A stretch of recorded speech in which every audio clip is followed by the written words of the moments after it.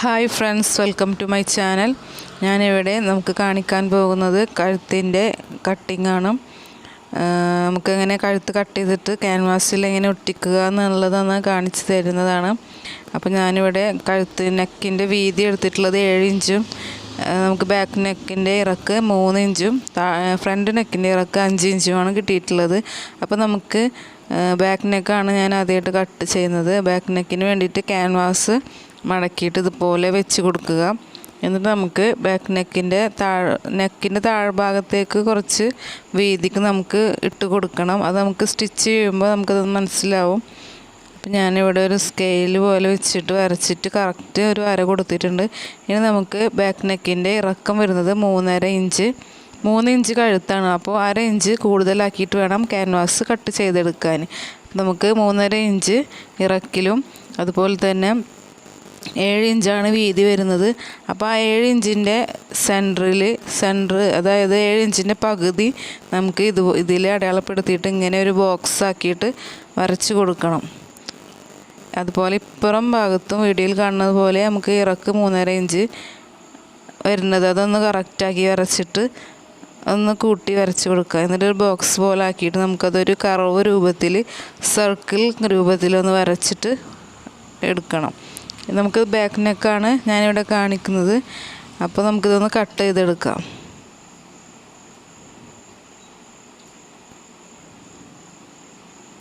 ഇനി കറക്റ്റ് ആ ഒരു നെക്കിൻ്റെ കർവ് രൂപത്തിലൂടെ നമുക്കതൊന്ന് കട്ട് ചെയ്തിട്ട് ബാക്ക് നെക്ക് കട്ടിങ് ചെയ്തെടുക്കാം. അപ്പോൾ നമുക്കിവിടെ ബാക്ക് നെക്ക് കിട്ടിയിട്ടുണ്ട്.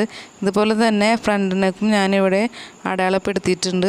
7 പകുതി എടുത്തിട്ടുള്ള വീതിയും അതുപോലെ 5 ഇഞ്ച് ഇറക്കുള്ള കഴുത്ത്, 5.5 ഇഞ്ച്, 1/2 ഇഞ്ച് കൂട്ടിയെടുത്തിട്ട് വരച്ചിട്ട് ബോക്സ് രൂപത്തിലാക്കി വരച്ച് കഴിഞ്ഞിട്ട് നമുക്കതിലൊരു സർക്കിൾ രൂപത്തിലൊന്ന് വരച്ചെടുക്കണം.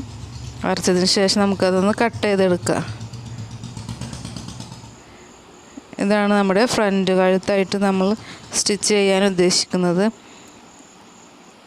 അപ്പോൾ നമുക്ക് ബാക്ക് നെക്കും ഫ്രണ്ട് നെക്കും കഴിഞ്ഞിട്ടുണ്ട്. ഇനി നമുക്ക് ഇതെങ്ങനെ ക്ലോത്തിലോട്ട് വെച്ച് ഒട്ടിക്കുന്നതെന്ന് നോക്കാം.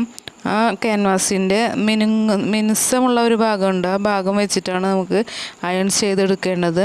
അപ്പോൾ നമുക്ക് കഴുത്ത് വീതി നമ്മൾ അളന്നത് 7 ഇഞ്ചാണ്. അപ്പോൾ ആ 7 ഇഞ്ച് ഈ ഒരു ക്ലോത്തിൽ നമുക്ക് ടാപ്പ് വെച്ചിട്ട് അടയാളപ്പെടുത്തി കൊടുക്കാം. കറക്റ്റ് ക്ലോത്തിൻ്റെ കറക്റ്റ് സെൻറ്ററിലാക്കിയിട്ട് വെച്ചിട്ട് ഒരു 7 ഇഞ്ച് അടയാളപ്പെടുത്തിയിട്ട് താഴത്തോട്ട് നമ്മൾ ഫ്രണ്ട് നെക്ക് പറഞ്ഞത് 5.5 ഇഞ്ചാണ്. അപ്പോൾ 5.5 ഇഞ്ച് താഴത്തോട്ട് അടയാളപ്പെടുത്തിയിട്ട് നമുക്ക് ക്യാൻവാസ് കട്ട് ചെയ്ത ക്യാൻവാസ് എടുത്തിട്ട് ആ ഒരു പോയിൻറ്റിലൊന്ന് വെച്ചിട്ട് 2 ഭാഗം നോക്കി വെച്ച് കൊടുത്തിട്ട് നമുക്കതൊന്ന് അയൺ ചെയ്തെടുക്കണം. അപ്പോൾ കറക്റ്റ് ഷേപ്പ് നമുക്ക് കഴുത്തിൻ്റെ അതേ അളവ് നമുക്ക് ഇവിടെ കിട്ടും. ചെരിയുകയോ അതുപോലെ തന്നെ വളഞ്ഞിരിക്കുകയോ അതൊന്നും ഉണ്ടാവില്ല. കറക്റ്റ് നമുക്ക് സെൻറ്റർ നമുക്കിതിൽ കാണാനായിട്ട് സാധിക്കും. അപ്പോൾ നമ്മുടെ ക്യാൻവാസ് ഒട്ടിച്ച് കൊടുത്തിട്ടുണ്ട്. ഇനി നമുക്കൊരു 1/2 ഇഞ്ച് വീതിക്ക് ഇതിൻ്റെ തുമ്പ് തയ്യൽ തുമ്പ് 1/2 ഇഞ്ച് ആക്കിയിട്ടൊന്ന് കട്ട് ചെയ്ത് കൊടുക്കണം.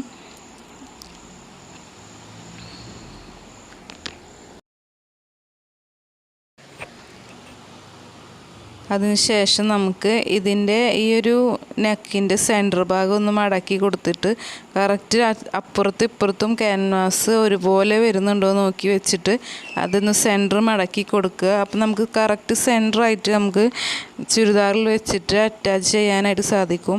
അപ്പോൾ ഇതുപോലെ കറക്റ്റ് സെൻറ്റർ പിടിച്ച് നമുക്കൊരു കട്ടിങ് ഇട്ട് കൊടുക്കണം. നമുക്കത് സെൻറ്റർ കണക്കാക്കാനാണ് ഇങ്ങനെ ഒരു ഐഡിയ ആയിട്ട് ചെയ്യുന്നത്. അതുപോലെ തന്നെ നമുക്ക് ബാക്ക് നെക്കും ഇതുപോലെ ഒട്ടിച്ച് കൊടുക്കാം. നമ്മുടെ വീതി 7 ഇഞ്ചാണ് വീതി വരുന്നത്. ആ 7 ഇഞ്ച് ഫ്രണ്ട് നെക്ക് അടയാളപ്പെടുത്തിയതുപോലെ ഒരു 7 ഇഞ്ച് വീതി അടയാളപ്പെടുത്തുക. എന്നിട്ട് നമ്മൾ കട്ട് ചെയ്തിട്ടുള്ള ക്യാൻവാസ് കറക്റ്റ് ആ ഒരു പോയിൻറ്റിൽ വെച്ചിട്ട് അയൺ ചെയ്തെടുക്കുക. എന്നിട്ട് 1/2 ഇഞ്ച് നമുക്ക് തയ്യൽ തുമ്പ് പോലെ വിട്ടിട്ട് കട്ട് ചെയ്തെടുക്കുക. മനസ്സിലായി എന്ന് വിചാരിക്കുന്നു.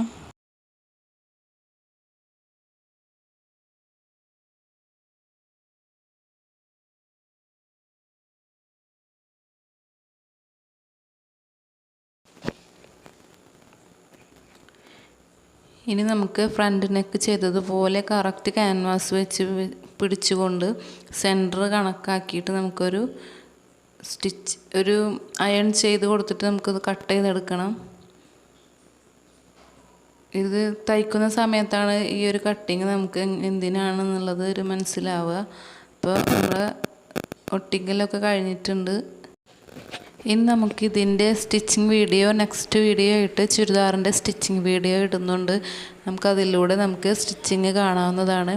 ഇപ്പോൾ എൻ്റെ ചാനൽ നിങ്ങൾക്ക് ഇഷ്ടമായി കഴിഞ്ഞാൽ പ്ലീസ് സബ്സ്ക്രൈബ് ചെയ്യുക, ലൈക്ക് ഷെയർ ചെയ്ത് കമൻറ്റ് ചെയ്യുക. Okay, thank you.